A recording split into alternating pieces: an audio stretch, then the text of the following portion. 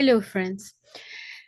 Okay, with the talk at the moment about freedom of speech and freedom of thought and what is happening in the world and what is happening in Romania and what is happening in Canada, a person who has not been elected by anybody, there he is, Carney, all kinds of things, and especially since 2020, a feeling that our rights are being curtailed somehow. I'm going to talk about that. I'm going to talk about natural law. I'm going to talk about human rights. And for this, I hope that you will allow me to pay homage to a school of thought, for the most part forgotten or deleted, almost erased from the history of thought, from the late 15th, 16th century, and that is the school of Salamanca. Let's begin at the beginning. We know the UN resolution 217 of the United Nations, the 10th of December 1948, human rights. We also normally associate human rights with the American Declaration of Independence. Thomas Jefferson, Declaration of Independence, the 4th of July, 1776, was the person who seems to everybody have established human rights in the world. Certainly that is the connection that we make. In the preamble, the famous sentence, we hold these truths to be self-evident, that all men are created equal and that they have been endowed by their creator with certain inalienable, I always stumble on that word, inalienable rights, among which are life, liberty, and the pursuit of happiness. The pursuit of happiness, that sentence is associated with the English philosopher Locke. Locke had not actually spoken of the pursuit of happiness, but had said private property. Now, I have thought and today when I read it again, I said, okay, these words that I have problems with, inalienable rights, okay? Why that word? Because to me, perhaps because my natural language is a Latin-based language, the word that I have always been connected with more was the word immutable. And today I thought, since I'm going to talk about this, is there a difference between inalienable and immutable? I sense there is a difference, but I couldn't express it. So I looked it up, and the AI says, and I'm going to read it to you, short paragraph. While both terms suggest something that cannot be changed or taken away, inalienable specifically refers to something that cannot be transferred or given away, usually applied to rights that are inherent to a person and cannot be taken from them. While immutable simply, I don't know what I said, simply, means something that cannot be changed at all, regardless of whether it can be transferred or not. Essentially, inalienable focuses on the idea of ownership and transfer, while immutable focuses on the concept of change itself. I think we could say of the thing itself. Okay, so fine. I'm going to use immutable and you will see why. Not to refer to Thomas Jefferson, I mean, he used the word he wanted, obviously. But when I talk about these rights, we're going to talk about natural law. We're going to talk about the School of Salamanca, Salamanca, of course, a city, one of the 3 or 4 oldest universities in the world. And it was essentially a theological school. But you will see how, because they were dealing with theology, they naturally had to deal with morality and morals. Therefore, consequently, law, jurisprudence, consequently, politics, governance, consequently, economics, because it didn't exist as a discipline of study, but is very much part of governance. They dealt with astronomy. You will see how this school, I think it is unjust that has been forgotten as a school, the authors as authors, since they were to influence everything that came afterwards with the Protestant Reformation. But eventually, as you will see when I get to the Austrian School of Economics in the 20th century, they turned the whole thing upside down. But they did derive their ideas from them. And you will see how obvious it is. My homage here, I hope you will not be offended, is to this Catholic school of thought, pre-Reformation and after, okay? Just to tell you that when we speak of political philosophy, whether it be rights or consent or the govern or we seem to go always to, quite rightly, Locke and Hobbes and Hume and Machiavelli and all that, okay? And then for some reason, everything else is forgotten. Those 1500 years have forgotten. And then we go back to the classical Greek thought, Aristotle and Plato and all the rest of it, and Roman law. But there is a period there that are seen as a black hole when no one thought of anything, the Dark Ages. And this is false, and this is unjust. And I hope that I'm going to talk about a few of these thinkers, and very, I'm not even going to touch the surface. I'm just going to put them to you so you know that there were people who were thinking about these things, who then other people appropriated that, did whatever they wanted with them. But the idea of natural law, the idea of even gravity started there. I just want to pay homage to them. So,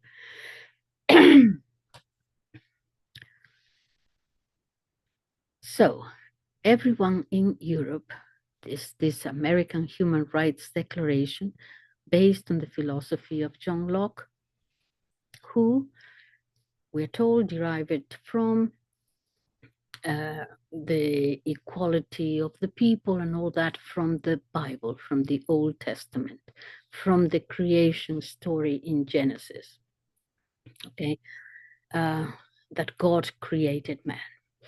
Anyway, it is the first document that openly declares, we are told, that those inalienable rights are rights given by God and so on. Fine. So, United Nations, the American Declaration of Independence, we also have this idea of the rights of man and the rights of the citizen in the French National Assembly in 1789.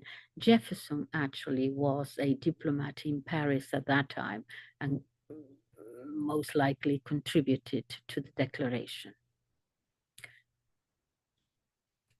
Now, what is going to be different about the School of Salamanca is that they're not going to talk about citizens, the rights of citizens or civil liberties. They're going to talk about those immutable rights, but they're going to talk about everyone. In other words, being human, you have those natural law, those human rights, simply because of the fact that you are human, that you exist, that you were born, because it comes from the Creator. Okay, so this was, I know it sounds like common sense, but this was new because slavery had been a natural thing for the longest time. Different rights according to different, citizens of this or religion, that, whatever it was. This was new. So, I want to take you to this school, therefore. I'm going to talk about, first of all, theology, natural law. I'm going to talk about politics, the divine right of king, which is not a Catholic thing, is a Protestant thing, okay? And I'm going to tell you what they say about it. We're going to talk about economics a little bit, astronomy, and so on, and I don't know what else. Anyway, I'm going to try to make it as short as possible. Okay, so let me see. And this actually, yes, I think I have to tell you that the reason why I want to do this, I'm sorry, I'm taking a little bit too long. I even I'm aware of it myself in this introduction, but I want to pay actually homage to them because it was in Salamanca. And as you well know, what you know about Spain is that Spain was a cavern, impenetrable to science, blinded by religious fanaticism, populated by people surveyed by the evil Inquisition, even in the toilet probably, a wasteland of wisdom in which it was impossible for the slightest philosophical spark of thought to appear. This goes to the fact not because it is that peninsula there in the Atlantic. It's because of the Catholic issue. That is why I'm emphasizing it. So Castile was a land of brute oppressors in the periphery of civilization, alien to knowledge, enemies of letters. And from these brutes came the genocides who exterminated, we are told, the poor inhabitants, the original inhabitants of America, with the sole intention of stealing their gold. And all crowned by kings and elites whose allergy to knowledge and cultural advancement was only comparable to their contempt for the innocent lives of the indigenous people who had to be dispossessed and exterminated without even granting them the condition of being human beings. Okay, that is the picture of Spain. They don't mention that Spain was building universities already in 1503. Never mind that. That is not the purpose of this issue, to an apology here for Spain. But it was precisely in this troglodyte Castile, in Salamanca, where theories, theological, political, legal, economic, first saw the light at that time. Ideas, nevertheless, that would be taken, in many cases plagiarized, in many cases stolen, and then turned upside down in many cases. So School of Salamanca, in my homage, I'm going to tell you that is one, I think, one of the most brilliant schools of thought in the history of man, and perhaps one of the most influential in the last 5 centuries, even though you're not aware of them, because they did affect as to how we view politics and life and just about everything else.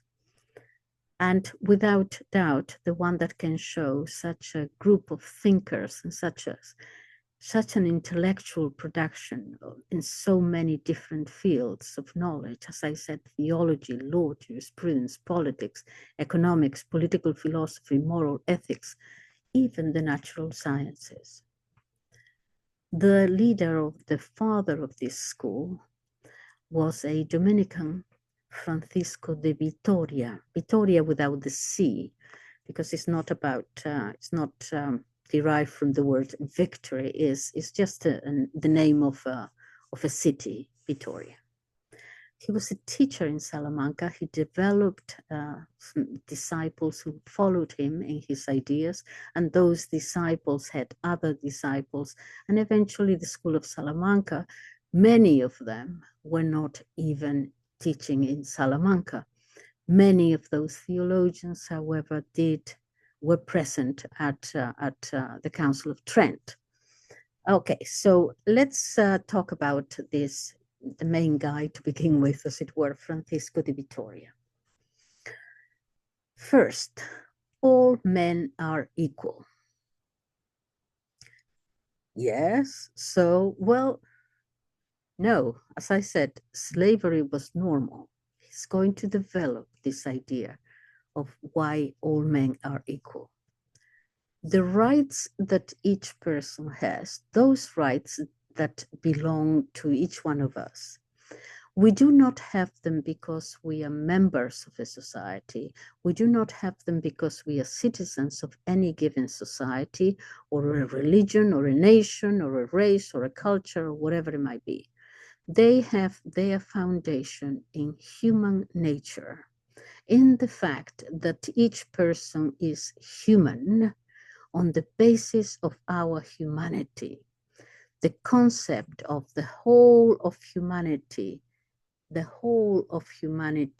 is going to be developed. That is new, the universal character of humanity. And from this universal character of humanity, you're going to get, I'm going to go very quick here, but you're going to get the notion of, therefore, equality in theological and legal and moral terms.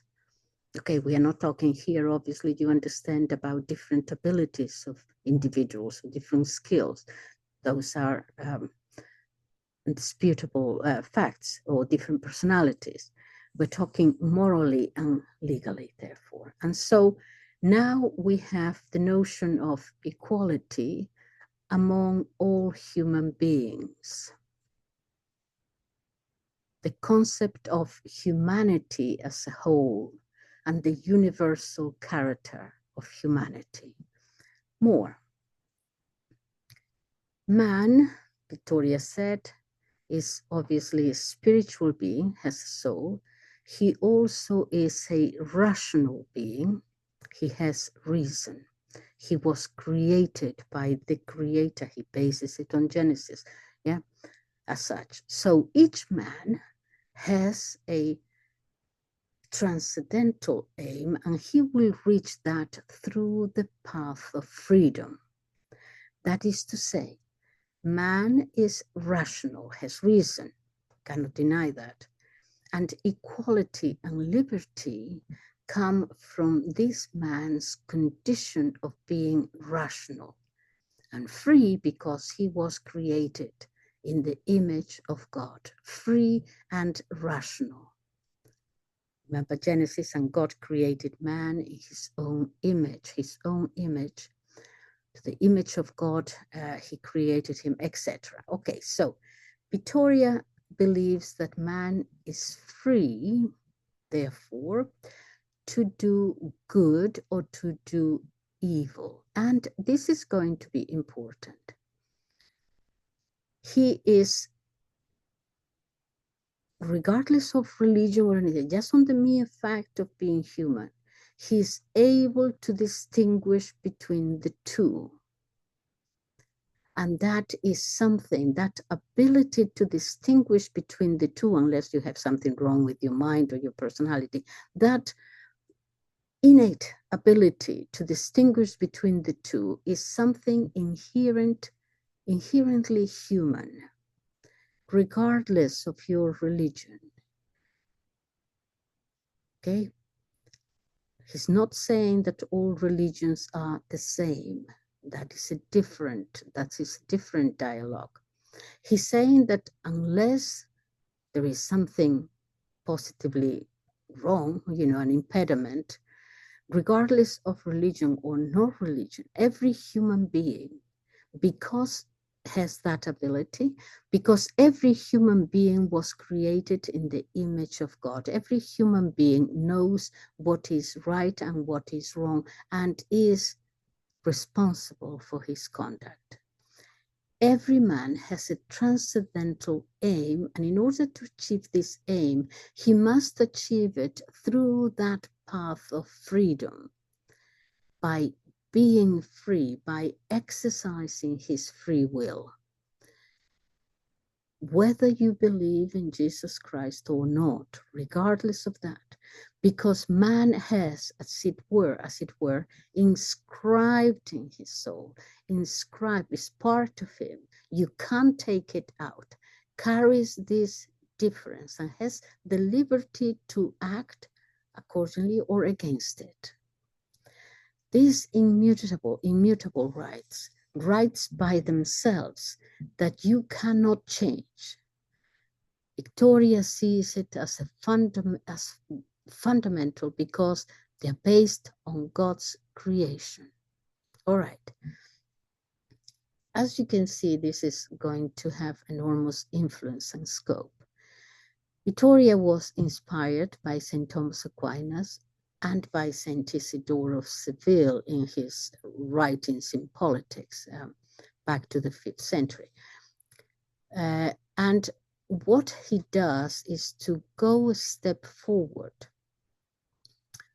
We call it scholasticism, yes. It was a medieval movement which drew from classical philosophy to interpret religion, a movement that was to reconcile faith and reason. This comes from St. Augustine, who says, I believe that I might understand. I understand that I might believe. Okay, that was St. Augustine. Understand in order to believe, believe in order to understand.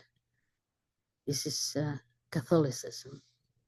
Vitoria is going to take this further with revolutionary consequences for jurisprudence, politics, economics. How? Okay, jurisprudence first. Jurisprudence, law, human rights.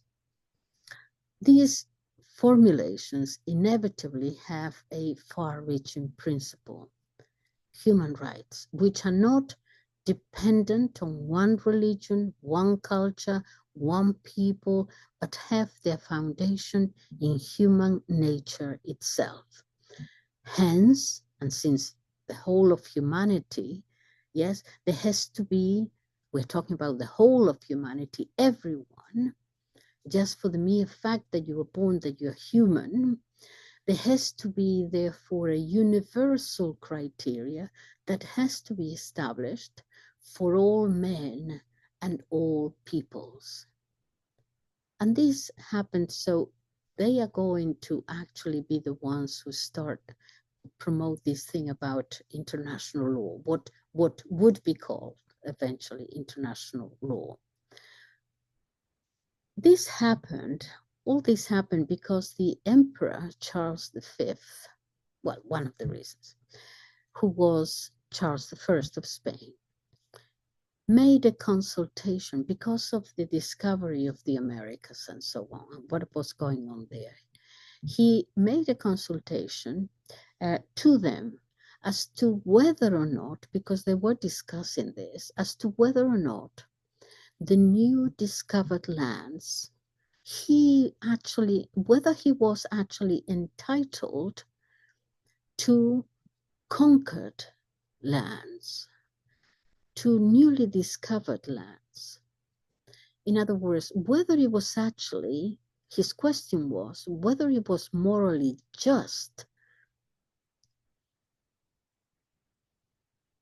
for countries to conquer other lands.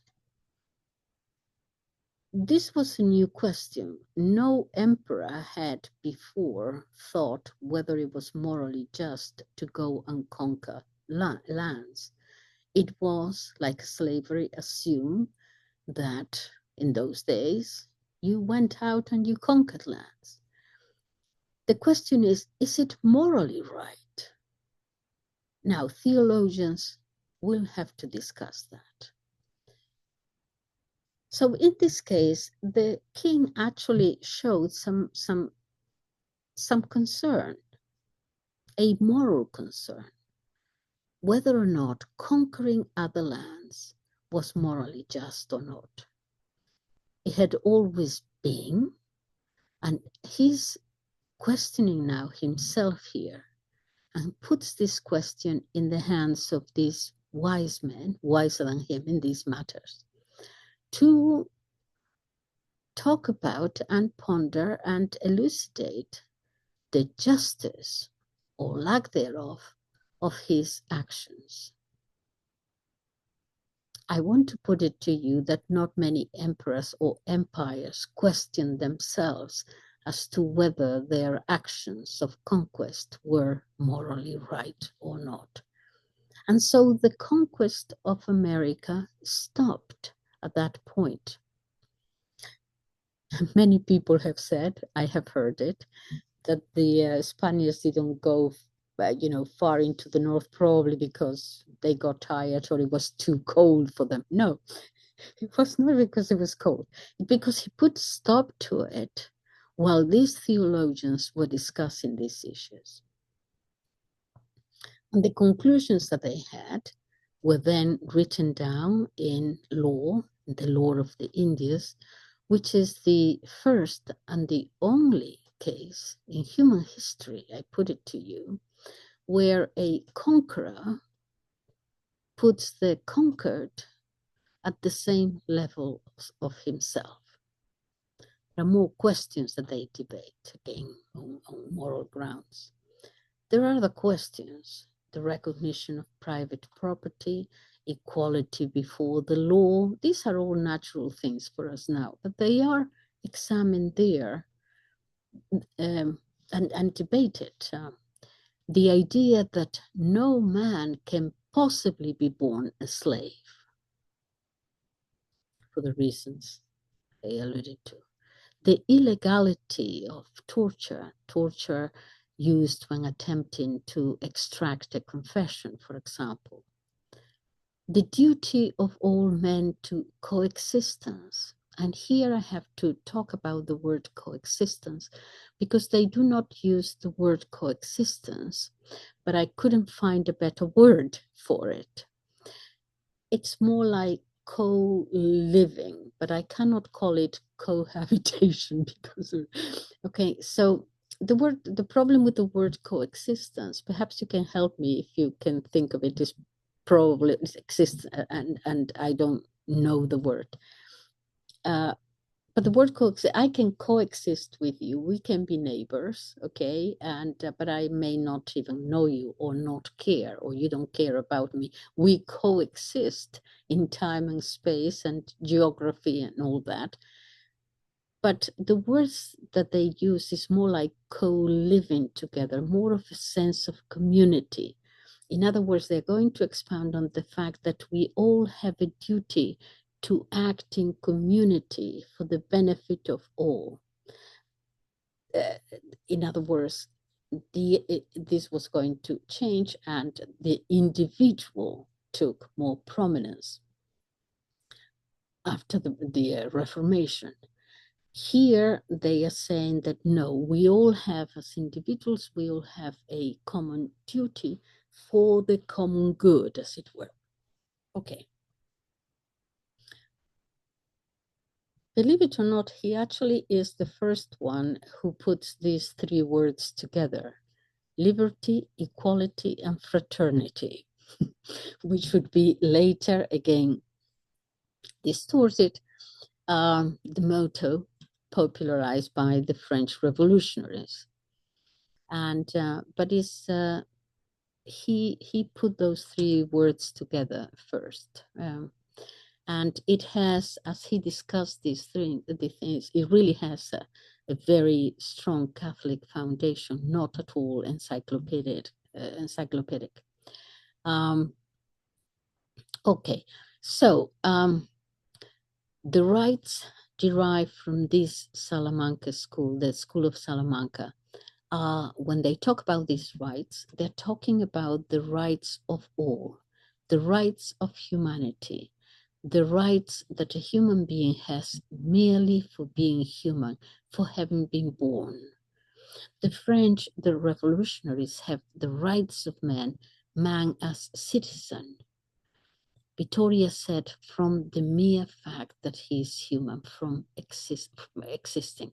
So no, of course, no one can change them or take them away. Stands to reason, inherent. That was to be the natural law. He got this from, inspired by Saint Isidore, 5th century, and then Thomas Aquinas. So what we are seeing here, striking thing, is that this notion of universality, at a point where Spain is making the word global, as it were, it is also providing, through these theologians, the doctrinal arguments for that universality. As a consequence, we are going to have what was first called the rights of peoples. That is how it was originally called. Now it is said the rights of nations or something like that. But it was the basis for international law. So Victoria and many others, Soto, Melchor Cano, Suarez, will put before the world, therefore, the concept of the universal community. The idea is that if the world is populated by equal peoples with the same rights, there must exist regulations that will be common to all, independently of their race, their origin, or their creed. They will theorize about the justice of war, legal legitimacy or not to occupy lands, conquests being just or not just the product of force. That is to say, an embryo of what today we have and we call international law, but also public and private law based on justice. Okay. The coexistence and the common good, in addition, appear as the motors, always the engines of this universal community. By the way, of course, it is commonly accepted that the founder of international law is the Dutch thinker Grotius. But no, he wasn't. His work is not only he comes almost 100 years later, but it was based on the Salamanca school. It's going to give him another turn. Okay, politics. The transfer of the legitimacy of power, this is crucial. It is not the king or the monarch or the emperor that is the legitimate holder of power in any nation. The legitimate holders of power are the people. He explains it like this. The sovereignty of the people comes first. The principle of consent by the people, then you will hear Locke and Hobbes and everybody else much earlier. The consent by the people. That is the origin of royal power. In those days, they didn't have elections, okay? So the origin of royal power is that the people consent to be governed by the king. if the people do not consent, they have the right by all means to rebel against him or to depose him. There is no divine right of kings in Catholic theology. His disciples, the disciples of Vitoria, will continue working on this subject. The most notable perhaps are two great thinkers, Francisco Suarez and Father Mariana. Very, very important. So to put this in context, well, yeah, England had in between the 16th and 17th centuries a rather erudite king, James I.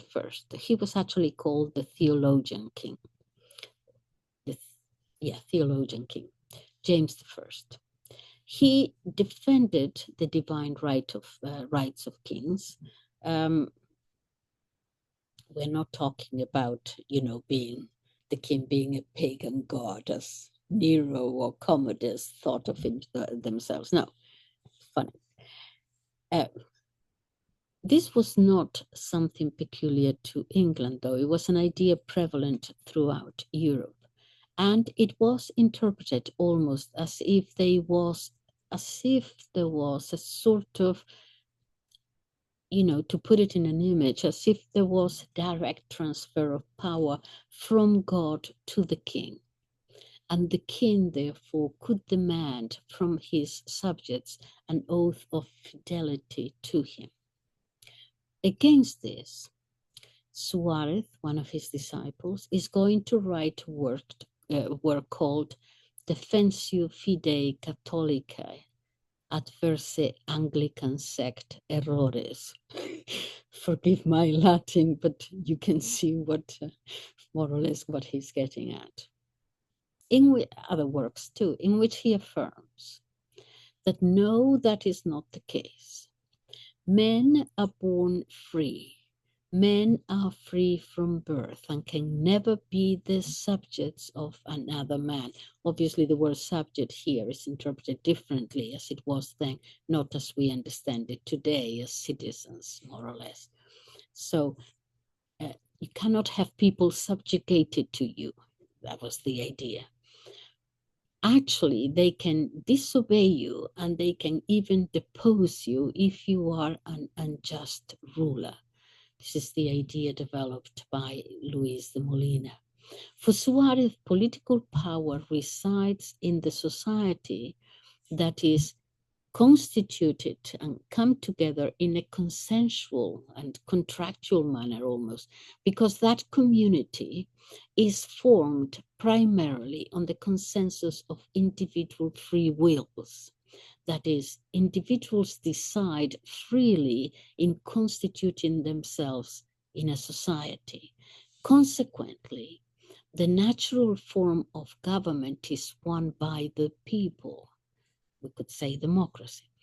While the monarchy or the oligarchy and other forms of government, they can be valid, but they always have to be interim or secondary, he says. They are only legitimate if the people have accepted them, have consented to them. This was new then. It is true that already in medieval Spain, in the laws of the Kingdom of Leon, the decrees, the courts of, there were already these ideas there, but Salamanca is going to give us thinkers that define this stand, not just on one specific local geographical place limited to one country, but universally. So, power is granted to the people by God on how they are created, and the people are the true depositaries of that power. And it is the people who freely assent or delegate that power to the monarch. To quote Suarez, God does not grant power directly to the monarch, but to the people who in turn transmit it or transfer it to the monarch freely through a modifiable pact. Consequently, power is not of divine, the power of the king is not of divine origin. It comes from human law, and it will be more broad or less broad a power according to that free pact. The king, therefore, he says, is not the mediator between the will of God and the people. It's actually the other way around. It is the mediator is the people. Okay. Between God and the king. Another great thinker, Juan de Mariana, he wrote at the request of Philip II of Spain. Another legend about poor old Philip II of the Armada is that he was this obscure king, always dressed in black, and he didn't know anything except to pray the rosary or something. Enemy of science and reason and all that. Mariana wrote for him the Rege. In his work, he affirms the individual and society, the human person and society are prior to the power of the king. So the existence of a government by itself already means that there is a limit to freedom, obviously, a necessary limit, but to be valid has to be based on the people's will, the popular will. He said, all right, if for our own welfare, we the people, we need a leader to govern us, that's fine. But it is the people who grant this imperium, this power to the monarch, not the other way around, not he, the monarch, who will impose it on us, as he said, with the tip of his sword. Mariana defends even the removal of the tyrant by force if necessary. As an anecdote, I don't know whether you know this, but the French called the Republic Marianne. And that was actually initially in honor of this thinker, Mariana. Anyway, never mind that. So if we were to go on a search through the usual channels, even in books on the fundamental pillars of political philosophy of the modern age, you will see that these, I'm only touching the nothing, they have been removed. Everything seems to, okay, there is Aristotle and so on, but then there is nothing, and then there are the English thinkers, Hobbes, Locke, Hume, and yes, they were extremely important. That's indisputable. But Catholic philosophers, or what they wrote about, which were essential things that we still live now under, what they thought and the consequences of their thought. All those names have been removed. Especially this concept of popular sovereignty as the source of political power comes from Salamanca, and I would even say from the medieval age. Jefferson himself had no problem admitting that. He actually paid homage. He says that the founding fathers, that he said that, excuse me, the laws of Leon were the oldest reference regarding the freedoms of man. There was in this school intellectual brilliance and erudition. Well, as an example, even if they're different, what Suarez said about popular sovereignty and and popular consensus that the duty that the monarch has to serve society from which he received his power, that theme will be taken up by the Anglo-Saxon authors and also many of the French encyclopedists. But before that, before they did so, these works that I have been mentioning were banned in most Protestant nations in Europe and in France as well, which now was involved in secularism and so on against the church. And they were burned publicly, actually. Okay, let's just touch in politics. Economics. In economics, it did not, as I said, did not exist as a discipline of study, but was included in politics and governance. Nowadays, we accept that almost the founding father, ideologically, spiritually, in every way, of the market economy is Adam Smith. I challenge that. The real founders of economic science had written before him about what he was going to say almost 2 centuries before him. They based their thoughts of economic governance on theological or moral, rather, foundations. They are called the late scholastics. They are the school of Salamanca. Here we find Domingo de Soto, Tomás Mercado, others. Azpilicueta, for example, is the father of the so-called quantitative theory of money. He observed that abundance of money in the market actually causes inflation and consequently an increase in prices and things being more expensive all around.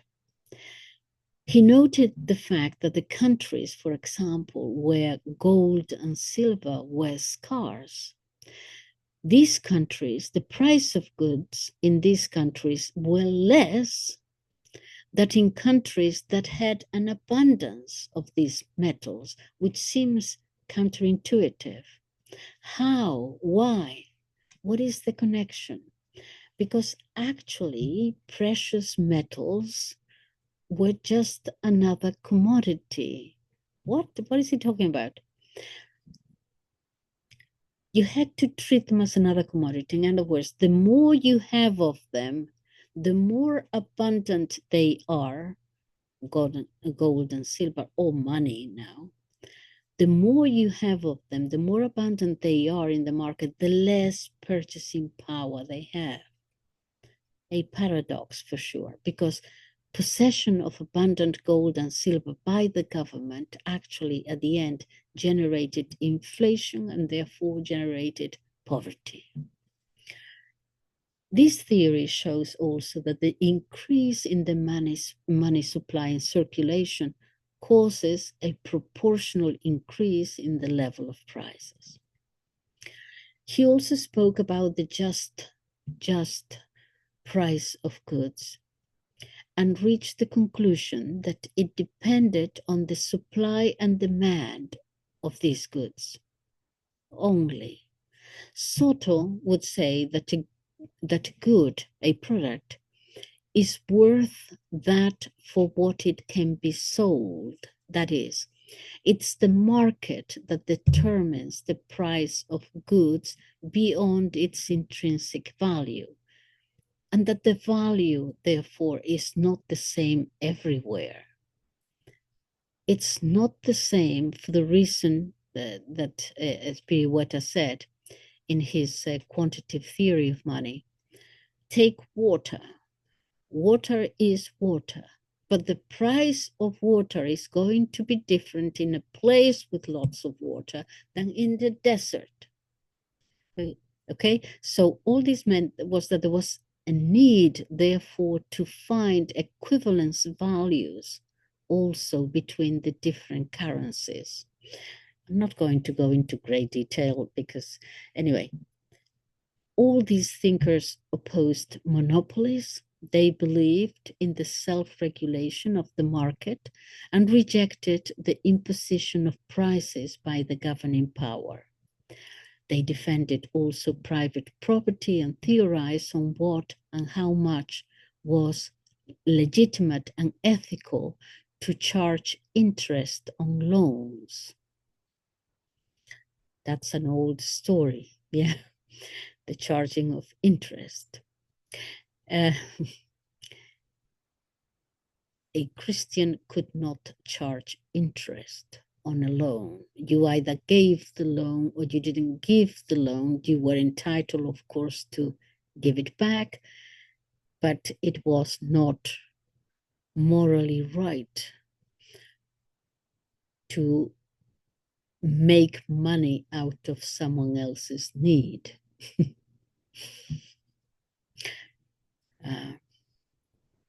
Okay, so they discuss that. We know all this now, and well, free market economy. And these thinkers were much, much prior to Adam Smith or David Ricardo, not to mention Keynes or Milton Friedman from the 80s.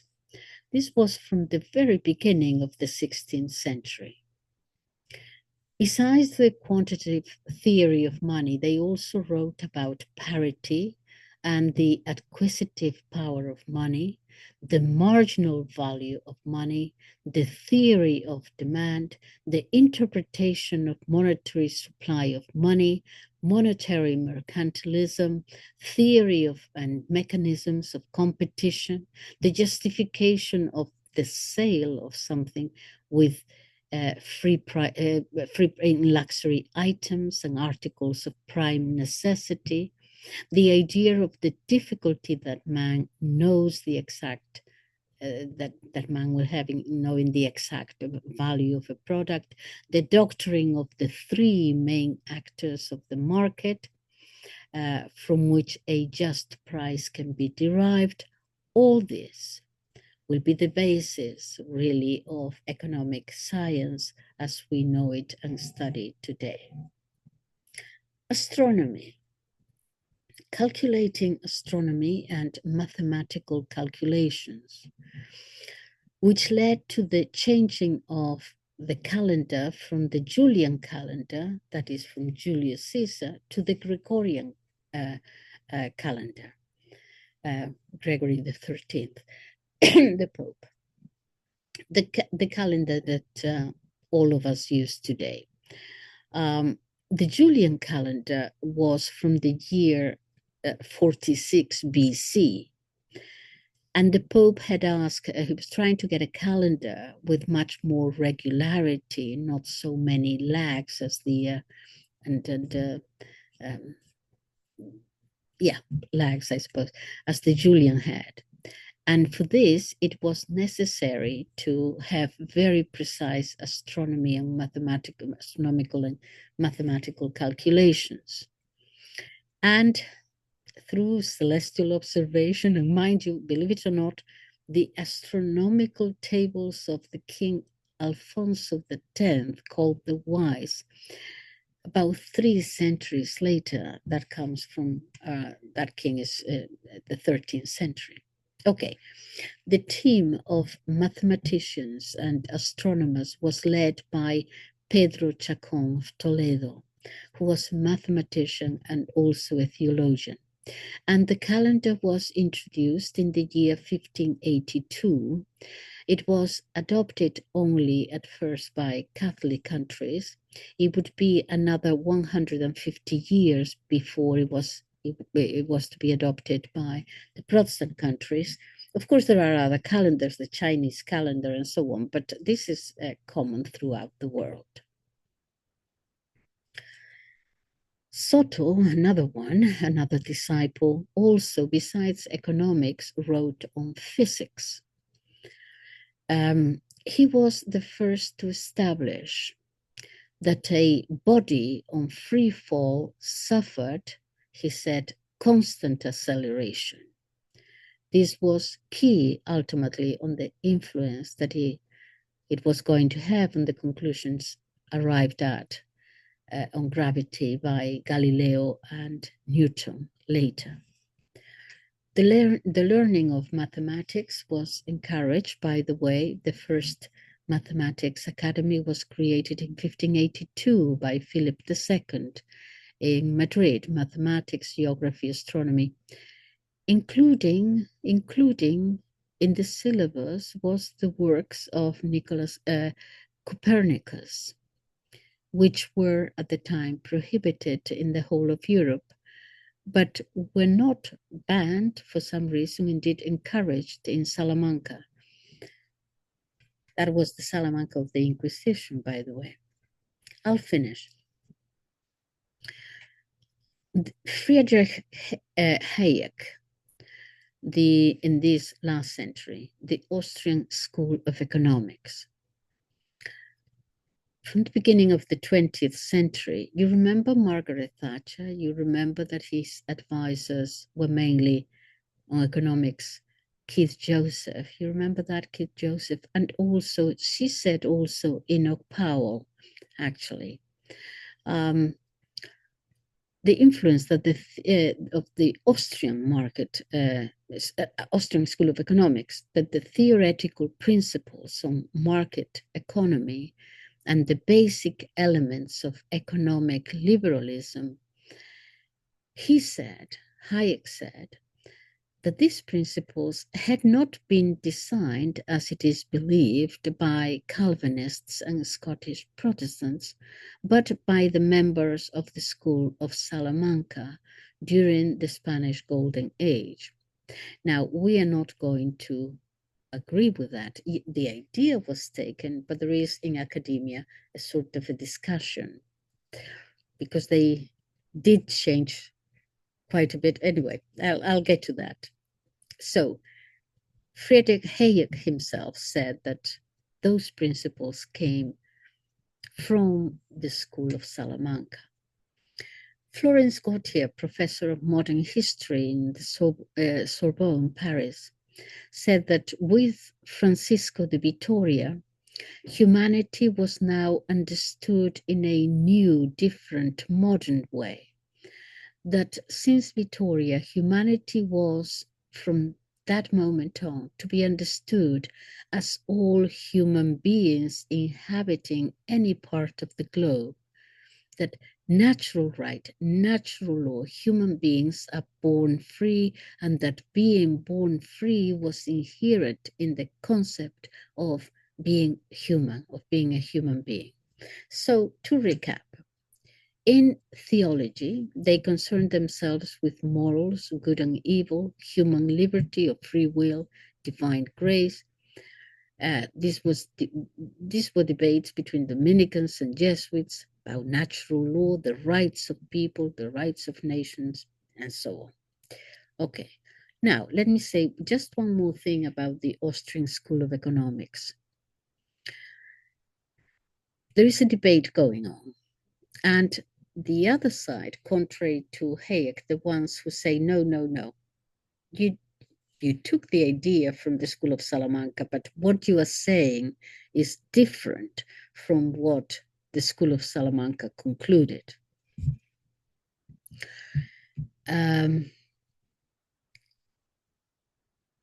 Yes, one of the fathers of this school is Karl Menger, who wrote a book in 1871, The Principles of Political Economy.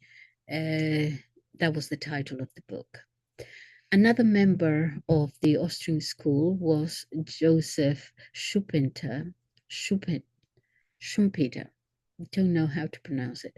In his History of Economic Analysis, who considered for the first time that the School of Salamanca were the initiators of political economy. Salamanca, even though it was ahead of many modern economists in some issues, was nevertheless not an economics school. It was basically theological, subordinating law, moral, and politics to they had been influenced basically by Aristotelian Thomist scholastic theology, synthesis between Christianity and Aristotle. Now, those who say, no, no, no, you took the basis, but you turned it around and did something else with it, don't call that the School of Salamanca. I want to point to one particular theologian who is talking about what the Austrian School of Economics talks about, Karl Barth. And just to end by saying how things can be twisted. Okay, Karl Barth, he's a Protestant pastor, I believe, a theologian, natural law. Talking about natural law, defended by these scholastics, the School of Salamanca, he actually manages to say that it would be natural law that they said that it is independent from the existence of God, and that, he says, that it is independent from the existence of God is even implicit in Thomas Aquinas. That's what he said. In other words, natural law, we agree we all have it, that is not a problem, but you don't need God. It's just natural to human beings, but independent of the existence of God. You can see where we're going with this, yeah? So,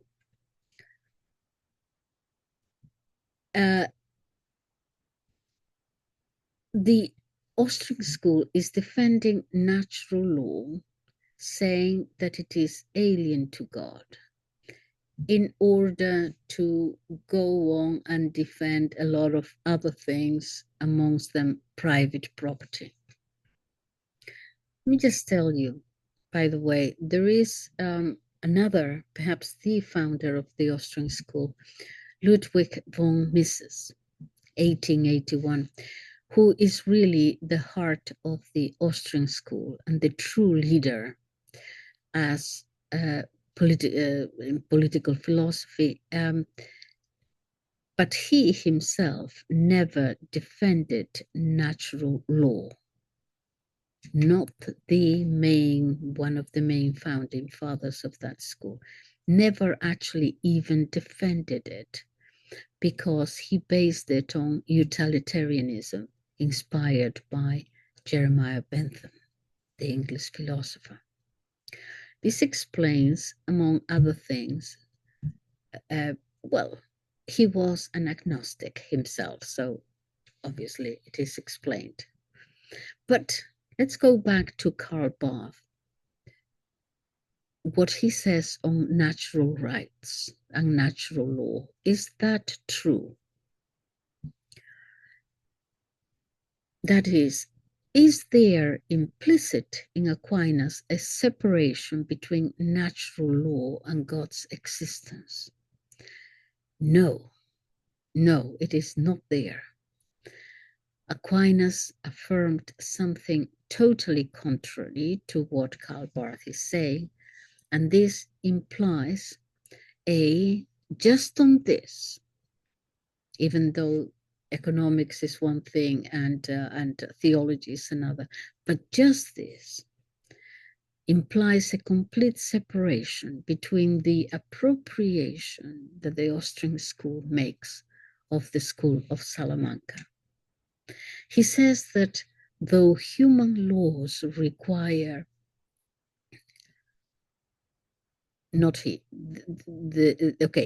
though human laws require rational human legislation, the School of Salamanca says natural law is not independent of God, but emanates from him, because it is the will of God, the one that creates. It is the will of God that creates natural law and divine law.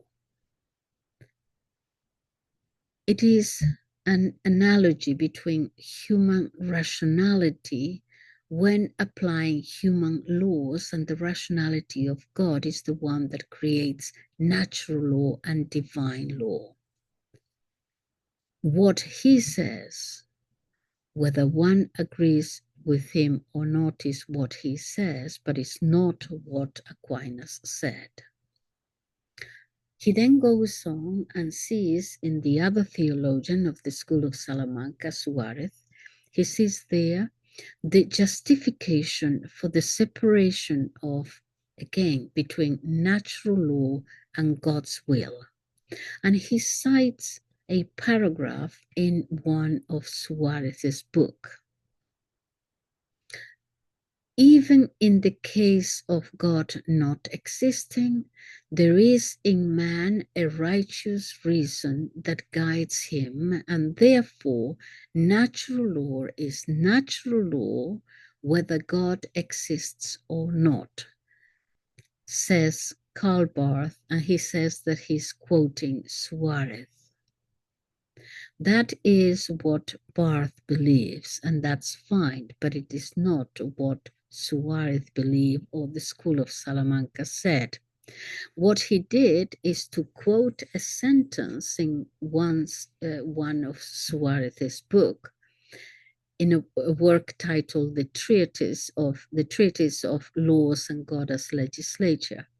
But what Suarez is doing, what the same as Aquinas did, is the scholastic system where you put a statement there, that then you write it down, and then you're going to refute it.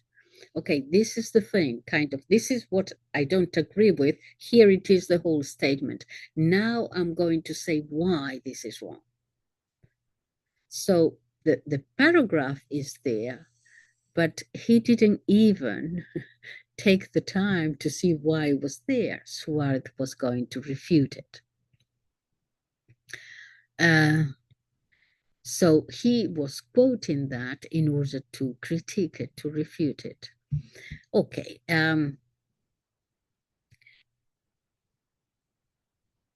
I think I'm going to leave it there because otherwise it's getting too much into the weeds. I don't know how long I've been speaking for. So anyway, that is my homage to forgotten geniuses that no one knows about. Thank you for listening. Bye-bye.